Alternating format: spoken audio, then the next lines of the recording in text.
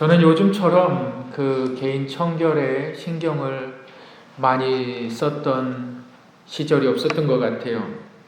하루에도 수없이 손을 씻습니다. 한 10번 이상은 더 손을 씻는 것 같아요. 제가 왜 이렇게 손을 잘 씻나? 아무래도 그 정부의 큰 도움 같아요. 하루를 멀다 하고 매일까지 정부에서 친히 저에게 안내 문자를 보내줍니다. 오늘은 확진자가 어디에 발생을 했습니다. 동선을 파악해서 그 홈페이지에 올리겠습니다.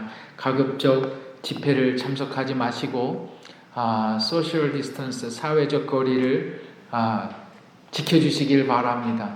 여러분들 그러한 문자 받으시죠? 저도 계속 그러한 문자를 받습니다. 그것 때문에 이렇게 손을 잘 씻는 것 아닌가 그렇게 생각을 합니다. 곰곰이 생각해 보면 코로나 사태 이전에도 손을 씻고 그 다음에 개인 청결을 잘 지켜야 된다라는 것은 늘 사회적으로 강조되어 왔던 내용입니다. 특별히 눈을 비비지 마시길 바랍니다. 손을 깨끗이 하시길 바랍니다. 인체에 해로운 바이러스가 우리 몸에 침투해서 우리의 건강을 무너뜨립니다. 우리의 삶을 무너뜨립니다. 개인 위생에 철저하게 신경을 쓰시기 바랍니다. 이러한 강조는 코로나 사태 이전에도 또한 포스트 코로나 사태 이후에도 그것은 계속 지속이 됩니다. 여러분, 우리의 삶의 위생은 참 중요합니다. 왜? 건강하게 살아야 되기 때문에 그래요. 우리의 삶의 청결을 유지하는 것은 참 필요합니다. 아프지 않고 고통당하지 않기 위해서입니다. 오늘 하나님께서 우리 믿음의 자녀들에게 너희들 건강하게 살아가라. 너희들 정말 건강하게 살아가라. 그렇게 말씀을 하시는데 그 말씀의 이유가 너희가 나의 자녀이기 때문에 내가 너희를 사랑하기 때문에 너희는 건강하게 살아야 되고 너희는 참으로 축복된 인생을 살아가야 된다라는 것을 기록하고 있습니다. 그래서 오늘 본문을 보면 믿는 자들의 삶에 마치 코로나 바이러스와 같이 나쁜 병균이 들어온다. 그리고 그 병균이 우리의 삶을 망가뜨리고 우리의 삶을 무너뜨릴 뿐만이 아니라 우리의 공동체를 망가뜨리고 우리의 가정을 망가뜨리고 우리는 그것이 왜 망가지는지도 모르고 살아가고 있다라는 내용을 전해주고 있습니다. 정말 하나님께서 우리 가운데 원하시는 그것은 너희가 이 땅에서 행복하게 사랑하며 살아가기를 원한다라는 것입니다. 우리 한번 따라 하실까요? 사랑하며 살아가자. 하나님이 정말 우리의 삶 가운데 원하시는 것, 사랑하며 살아가기를 원하십니다. 그런데 이 우리의 삶을 막는 것이 있어요. 이것을 본문이 가르치고 있어요. 우리가 사랑하며 살아가기 위해서 기억해야만 하는 첫 번째가 있는데 은혜의 법을 알아야 합니다. 우리 한번 따라 하실까요? 은혜의 법을 알자. 우리 본문 4장 11절 한번 보시겠습니다. 4장 11절 다 같이 읽겠습니다. 시작. 형제들아 서로 비방하지 말라. 형제를 비방하는 자나 형제를 판단하는 자는 곧 율법을 비방하고 율법을 판단하는 것이라. 내가 만일 율법을 판단하면 율법의 준행자가 아니요 재판관이로다. 우리의 삶을 사랑하며 살아야 되는 우리의 삶을 막는 것이 있는데 그것이 뭐냐면 형제를 비판하지 말라. 그런데 중요한 것은 뭐냐면 형제를 비판하는 것이 곧 율법을 비판하는 것이다 라는 거예요. 그러면 우리가 선 이해가 필요하죠. 먼저 율법이 뭔가, 여러분, 율법은 하나님께서 만드신 법입니다. 누구에게 주시기 위해서? 그의 사랑하는 자녀들 이스라엘 백성들에게 주시기 위해서 하나님께서 직접 만드신 법이 율법입니다. 여러분, 율법을 하나님의 법 이것을 기억하시길 바랍니다. 율법은 613가지로 되어 있는데 그 가운데 반드시 지켜라 강제 조항이 248개의 조항이 있고 하지 말라라는 금계 조항이 365개로 되어져 있습니다. 613개입니다. 율법의 중심은 누구이시냐? 하나님이십니다. 그리고 이 율법을 지키는 자에게 하나님께서 생명을 주시고 선을 주시고 율법을 불순종하는 악한 자에게 하나님께서 징계하실 뿐만이 아니라 멸망케 하신다. 우리 한번 신명기 4장 1절 한번 읽겠습니다. 시작. 이스라엘아, 이제 내가 너에게 가르치는 규례와 법도를 듣고 준행하라. 그리하면 너희가 살 것이요 너희 조상의 하나님 여호와께서 너희에게 주시는 땅에 들어가서 그것을 얻게 되리라. 규례와 법도, 이것이 율법이거든요. 규례와 법도. 그런데 여기서 우리가 먼저 짚고 넘어가야만 하는 것이 있는데, 하나님께서 이스라엘 백성들에게 율법을 주시기 이전 어떤 일이 있었느냐? 바로 출애굽기를 읽어보시면 이스라엘 백성들이 고난 중에, 고통 중에 하나님께 부르짖습니다. 하나님, 이 고난과 고통에서 우리를 건져주시옵소서. 그리고 나서 하나님께서 이스라엘 백성을, 모세를 세우시고 이스라엘 백성을 구원해 내십니다.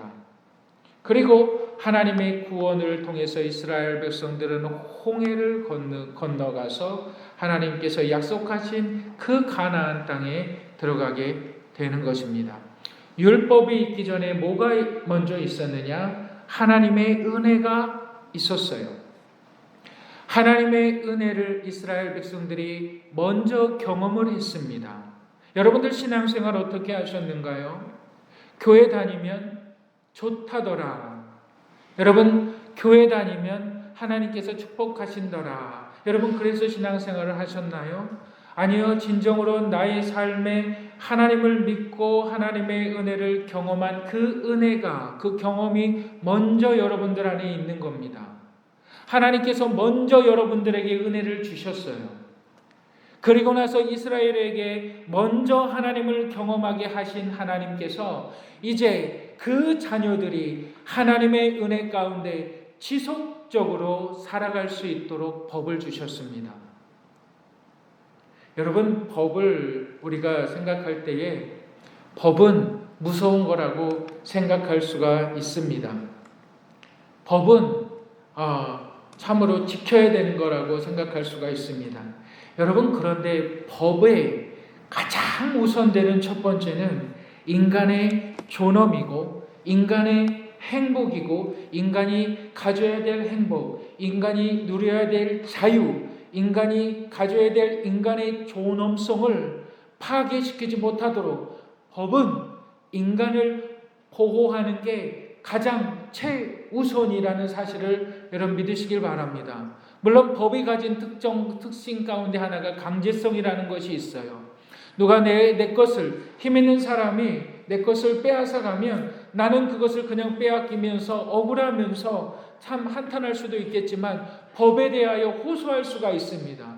그럼 법은 그것을 따집니다. 그리고 나서 너희가 어떻게 해서 이것을 빼앗았느냐 해서 법은 강제로 몰수할 수 있는 그 힘이 법의 힘입니다. 그런데 법의 최우선은 인간의 가치, 인간의 자유, 인간이 누려야 될 그 행복, 모든 것을 지켜주는 것이 법입니다. 율법은 하나님의 사랑을 나타내는 것이에요. 율법은 하나님께서 은혜로 구원한 이스라엘 백성들을 하나님께서 지키시기 위하여서 그들의 삶의 테두리를 만드시고 그들의 삶에 축복하시기 위하여서, 그들의 삶에 은혜를 주시기 위하여서 하나님께서 만드신 하나님의 완전한 사랑의 표현이 율법이라는 겁니다. 그런데 이 율법 이전에 무엇이 있었을까요? 하나님의 은혜가 있었어요. 여러분, 우리는 좋든 싫든 이 법의 테두리 안에서 살아갑니다. 법은 사람을 위해서 존재합니다. 하나님께서 이 율법을 이스라엘 백성들에게 주셨어요.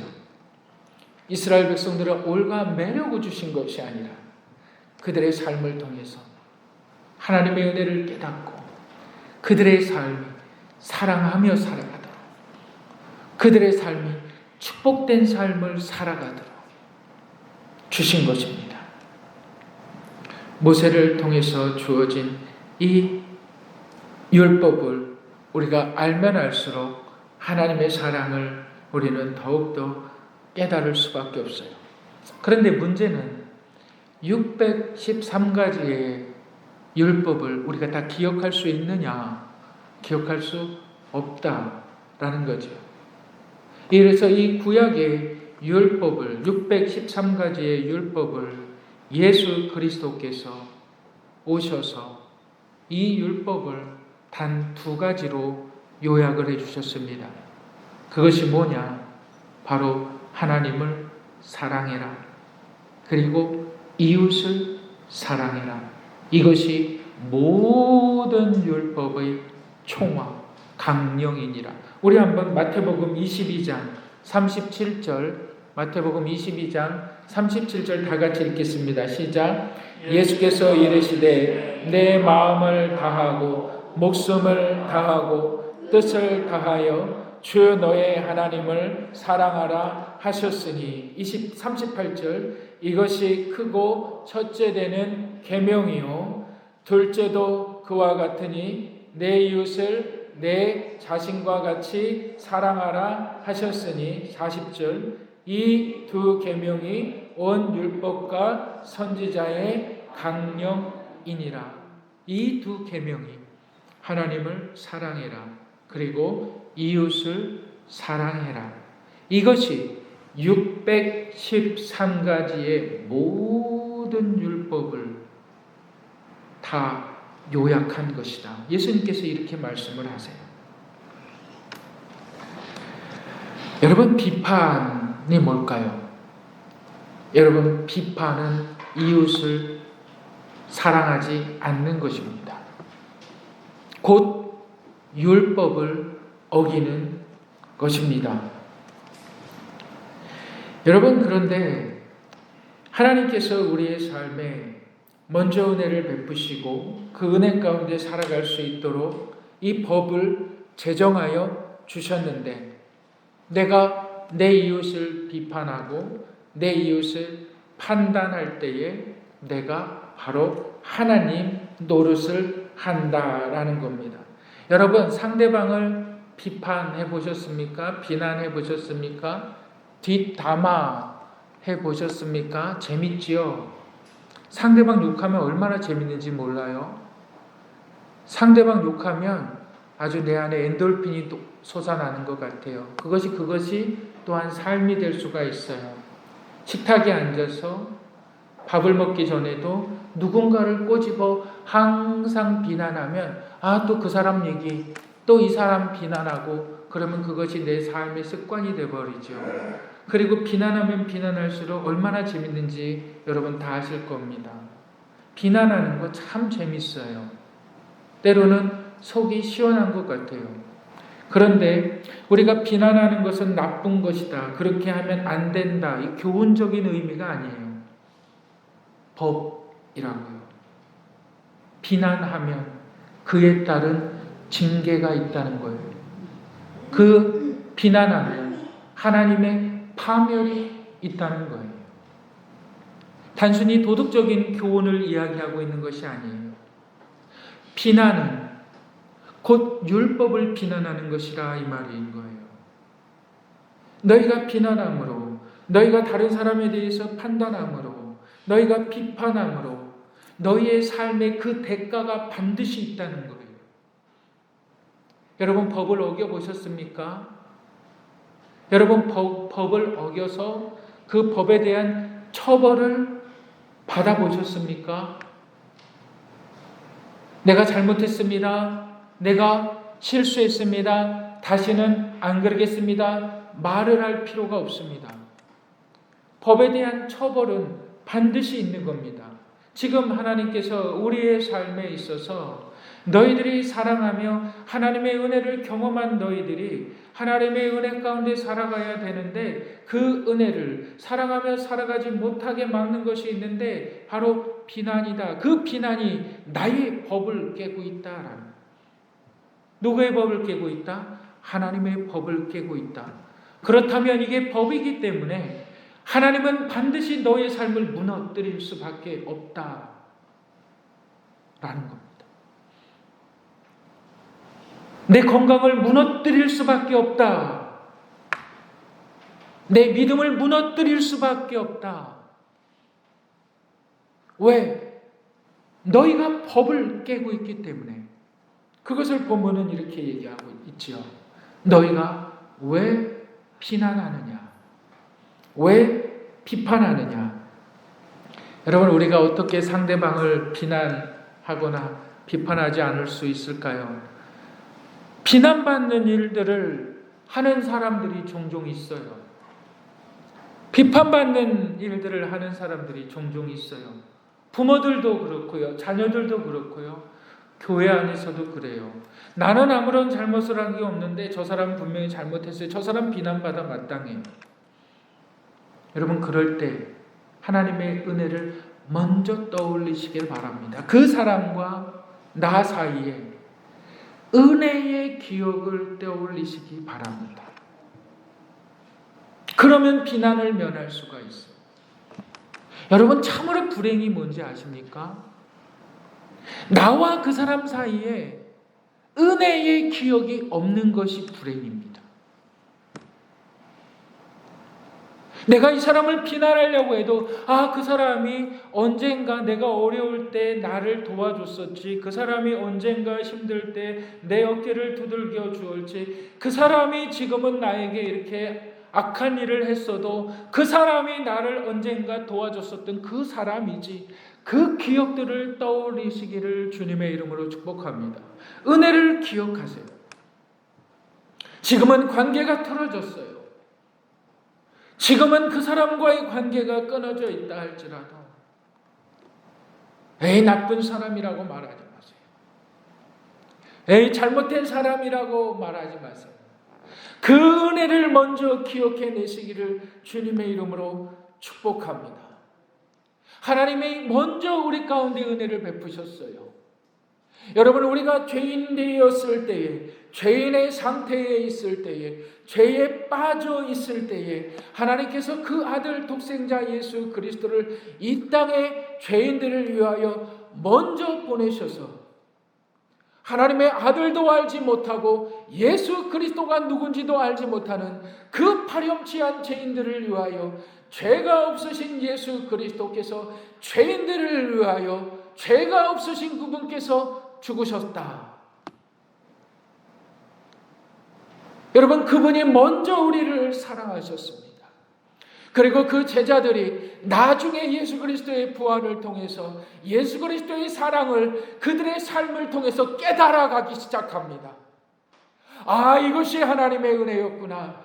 이것이 하나님의 사랑이었구나. 나중에 베드로가 예수님의 죽을 당시에 베드로는 주님을 부인해 버렸잖아요. 도마는 예수님을 은 30세겔에 팔아 넘겨버렸잖아요. 모든 제자들은 다 예수님을 부인하고 나는 고기 잡으러 가야 되겠다고 다 떠나버렸잖아요. 그들이 언제 변화됩니까? 그들이 언제 변화됩니까? 부활의 주님을 만났을 때에 변화되잖아요. 먼저 하나님의 은혜를 경험한 하나님의 사람들이 이제 그들의 삶을 통해서 그 은혜가 경험되어지기, 나타내지기 시작합니다. 여러분, 비난하지 마시길 바랍니다. 먼저 은혜를 기억하시길 바랍니다. 아내를 비난하지 마세요. 남편을 비난하지 마세요. 그래도 한평생 내가 어려울 때, 우리가 이 고난을 이겨내게 나아갔을 때, 그때를 생각하세요. 내 자녀를 비난하거나 내 부모를 비난하지 마세요. 그 은혜의 기억들을 먼저 떠올리시기를 주님의 이름으로 축복합니다. 하나님의 은혜를 먼저 알아야 우리가 사랑하며 살아갈 수 있는 것입니다. 우리가 두 번째로 사랑하며 살기 위해서 기억해야만 하는 것은, 따라하시겠습니다. 은혜의 법을 지키자. 은혜의 법을 지켜야 합니다. 우리 본문 야고보서 4장 12절 다 같이 한번 읽어보겠습니다. 시작. 입법자와 재판관은 오직 한 분이시니 능히 구원하기도 하시며 멸하시기도 하시느니라. 너는 누구이기에 이웃을 판단하느냐. 12절에서 하나님께서 말씀하시는 것이, 내가 이 법을 만들었다. 그리고 이 법으로 사람을 구원하기도 하고 내가 이 법으로 사람을 멸하기도 한다. 이 하나님의 권한이다. 그러니까 하나님께서 이스라엘 백성들에게 먼저 은혜를 베푸시고 하나님께서 이스라엘 백성들을 사랑하시도록, 그들이 이스라엘 백성들이 하나님의 은혜 가운데 살아갈 수 있도록 법을 만들어 주셨습니다. 그리고 이 법의 권한은 전적인 하나님에게 있는 것인데, 그 법의 내용이 어떤 것이냐? 이 법을 통해서 하나님은 구원하시기도 하시며 하나님은 멸하시기도 하신다. 바로 그것을 말씀해 주고 있는 것입니다. 그런데 이렇게 말씀하세요. 너희가 하나님의 은혜 아래 있으면서 어떻게 이웃을 판단하느냐? 너희가 하나님의 은혜를 안다고 하면서 어떻게 이웃을 정죄하느냐라고 말합니다. 여러분, 판단하는 것, 옳고 그른 것에 있어서 내가 판단하는 것, 그것은 참 쉬워요. 나쁘고 좋은 것, 우리는 판단하는 거 참 좋아해요. 그래야 내가 좀 잘나 보이거든요. 내가 좀 인정돼 보이거든요. 내가 좀 높아 보이거든요. 그런데 내가 다른 사람을 판단할 때, 형제의 옳고 그름을 판단할 때 잊어버리는 것이 있는데, 하나님께서 베풀어 주신 구원의 은혜를 망각해버린다. 그러니까 은혜가 사라진다. 내가 내 옆에 있는 사람을 비난할 때, 판단할 때 하나님의 은혜가 싹 사라져버린다. 사랑하며 살 수가 없다. 내가 아무리 노력을 해도 사랑하며 살 수가 없다. 하나님의 심판이, 하나님의 진노가, 하나님의 멸하심이 너희의 삶에 그대로 나타난다. 하나님께서 은혜를 거두어 가신다. 하늘을 보고도 하늘이 맑다. 신선한 공기를 보고도 공기를 마시면서도 공기가 신선하다. 아름다운 것을 보고도 아름답다고 말하지 못해요. 맛있는 것을 먹으면서도 맛있다고 말하지 못해요. 도움을 받았으면서도 고맙다고 말하지 않아요. 누군가 칭찬할 사람에 대해서 칭찬하지 못해요. 그게 지금 너희가 심판당하고 있다. 그 말이에요. 하나님의 징계가 즉각적입니다. 감사할 때 감사하지 못해요. 은혜가 은혜인 줄 몰라요. 하나님의 선하심이 내 삶에 나타나지가 않아요. 구원을 잃어버려요. 구원의 은혜를 잃어버려요. 뭐 할 때요? 판단할 때요. 그런데 더 중요한 것이 있습니다. 그것이 뭘까요? 바로 내가 상대를 판단하고 비난할 때에 갈라지게 됩니다. 분리되게 됩니다. 분열이 일어납니다. 이것이 가장 무서운 심판의 결과입니다. 여러분 남편을 계속 비난해 보셨습니까? 여러분 아내를 계속 비난해 보셨습니까? 아니 같이 한 지붕 아래 살아간다고 해도 이미 갈라져 있습니다. 이미 갈라져 있는 거예요. 자녀를 비난해 보셨습니까?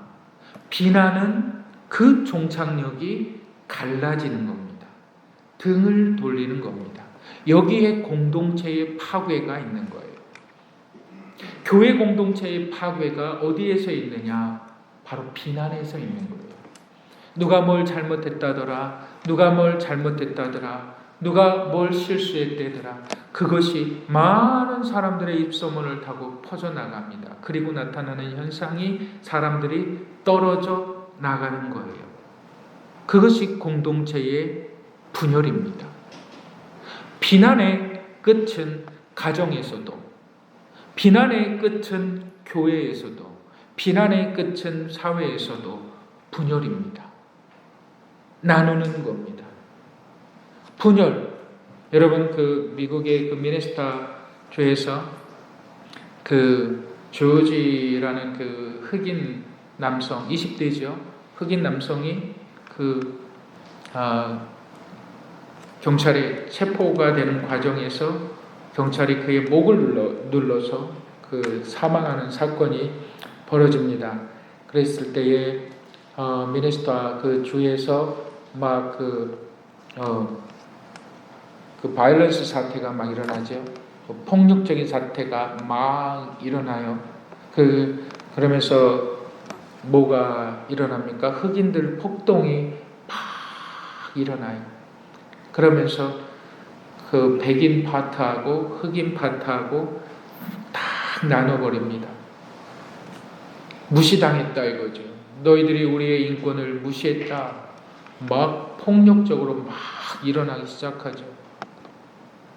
여러분 그 시작이 뭔지 아십니까? 비난에 있는 겁니다. 그래서 경제적인 손실이 어떻게 나타날까요? 또 코로나 바이러스 사태로 인하여서 얼마나 큰 문제들이 발생을 할까요? 아무도 짐작을 못합니다. 비난은 분리시킵니다. 한 가정에서 부부가 함께 잠을 자고 밥을 먹는데 서로 비난하는 사이라 이미 마음은 이혼되어 있습니다. 이미 삶은 떠나 있습니다. 부모가 비난하는 그 가정에서 자라난 자녀들은 비난을 떼어낼 수가 없습니다. 하나님의 은혜가 아니면 그 비난을 이겨낼 수가 없습니다. 그래서 우리가 예수를 믿을 때, 예수 그리스도를 믿을 때 하나님께서는 이제 너희의 품성이 개발될 것이다. 너희가 좀 더 나아질 것이다. 이런 말을 하신 적이 없어요. 우리가 예수 그리스도를 믿을 때 하나님께서 바울을 통해서 말씀하신 것은 뭐냐면 New Creation이 된다. 새로운 피조물이 된다는 거예요. 이전 것은 지나갔으니 보라 새 것이 되었도다. 새로운 가치관, 새로운 삶의 목적, 새로운 삶의 은혜, 전혀 새로운 부모에게 영향받은 거 끊으라는 거예요. 끊으라. 자녀에게 영향받은 거 끊으라. 사회에서 영향받은 거 끊어라. 예수 그리스도의 은혜가 너의 삶을 지배하게 하라. 이거입니다. 예수 그리스도의 은혜로 살아가라. 새로운 피조물이다. 이 말입니다. 비난은요, 부모와 자식 간의 관계도 끊어놓습니다. 점점 거리가 멀어집니다. 점점 거리가 멀어지고요. 찾아가지도 않고 찾아오지도 않습니다. 말을 하지도 않습니다. 여러분 그것이 억울하시다고요? 문제가 어디에 있는지 아십니까? 성경에 있는 그대로 비난에 있다. 여러분 이 말씀을 믿으시기를 주님의 이름으로 축복합니다. 여러분 정말 행복하신 삶을 살아가시는 분들이 되시기를 바랍니다. 제가 지난주에 치과 치료를 받다가 혀를 다쳤어요. 그래서 혀를 꼬맸어요. 근데 그 의사가 그분이 하는 말이 이 혀는 계속 움직이기 때문에 며칠 고생하실 겁니다. 그래요. 그래서 여기 이제 제가 금요일에 가서 실밥을 뽑았는데 실밥을 삼켜버렸어요. 이 혀가 가만히 있질 않아요. 제가 손으로도 눌러보고 별짓을 다 해봤는데 혀가 가만히 있지 않아요. 너무 아프더라고요. 그런데 배고픈 것이 더 고통스럽더라고요. 아파도 먹어야 되겠더라고요. 그래서 또 잘 먹었어요. 참 그랬는데 권사님 한 분이 전화 오셔서 좀 어떠시냐고 그렇게 물어주셔서 참 감사했어요. 또 권사님 한 분은 또 봉투를 갖다 주셨어요. 그리고 잘 드시라고 그렇게 말씀을 해주셨어요. 그래서 제가 참 힘이 났어요. 정말 힘이 나더라고요. 그리고 내가 정말 사랑받는 목사구나, 성도들이 나를 사랑하고 있구나, 그것을 제가 몸으로 체험을 했습니다. 여러분, 우리 하나님께서 우리를 이 땅에 보내시고 이 땅에 살게 하시면서 사랑하며 살아가기를 원하십니다. 우리는 그러한 삶을 살아야 됩니다. 비난하지 마시고 격려해 주시고 비난하지 마시고 힘을 주시기를 주님의 이름으로 축복합니다. 참 여러분도 이름만 제가 말씀드리면 다 아는 그 목사님이 계신데 성서침례교회 목사님이신데 오랫동안 우리 성서침례교회 친교회에 있으셨어요. 그런데 그 목사님이 다른 교단으로 가셨어요. 다른 교단으로 가시면서 그런 말씀을 하시는 거예요. 선배 목사님들이 한 번이라도 자신에게 밥 한 끼 사주면서 어깨를 두들겨 주면서 괜찮아, 좀 가만히 있어, 이런 말씀을 좀 해주셨다면 자기는 결코 성서침례교회를 떠나지 않았을 것이다, 이런 말씀을 하세요. 참 많은 것을 생각하게 했어요. 여러분, 우리 교회의 사람들이 왜 떠났을까요? 뭐가 문제가 있었을까요? 하나님의 은혜가 문제였을까요? 교회적인 내부의 문제가 있었을까요? 비난이었습니다. 그것은 사람들을 떠나가게 합니다. 어떠한 삶을 살아가야 할까요? 사랑해야 합니다. 서로에게 힘을 주시고, 여러분들 한 사람 한 사람이, 각 선교회에서 선교회장 한 사람이 한마디 한마디씩 격려가 되고 힘이 되는 말을 각 성도님들에게 하신다면, 여러분 그 힘과 그 폭발력은 얼마나 강력할까요? 아니, 그것보다 내 삶은 하나님 은혜 가운데 얼마나 축복된 삶을 살아갈 수 있을까요? 내 삶이 지금 사랑받고 있습니까? 내가 지금 사랑하며 살아가고 있습니까? 여러분, 하나님께서 이 본문을 통해서 율법을 주신 그 하나님, 이스라엘 백성들을 먼저 구원하여 주시고 그들을 구원하여 주신 그 하나님의 사랑의 완성체, 그 율법을 하나님께서 이스라엘 백성들에게 주시고 이것을 지켜야 너희가 사랑하며 살아갈 수가 있다. 이것을 지켜야 너희가 나의 은혜 가운데 살아갈 수가 있다. 하나님을 사랑하고 이웃을 사랑하는 것을 지켜 나아가라. 그런데 그것을 막는 것이 있는데 그것이 내가 누구이기에 형제를 비난하며 비판하며 판단하느냐. 거기에 대한 심판을 나는 멈추지 않을 것이고 거기에 따른 징계를 나는 멈추지 않을 것이다. 여러분들 하나님 은혜 가운데 징계받고 있습니까? 여러분 하나님 은혜 가운데 살아가고 있습니까? 오늘 이 시간이 여러분들의 신앙생활의 터닝 포인트가 되어서 하나님의 은혜의 사랑을 받는 시점이 되시기를 주님의 이름으로 축복합니다. 기도하시겠습니다.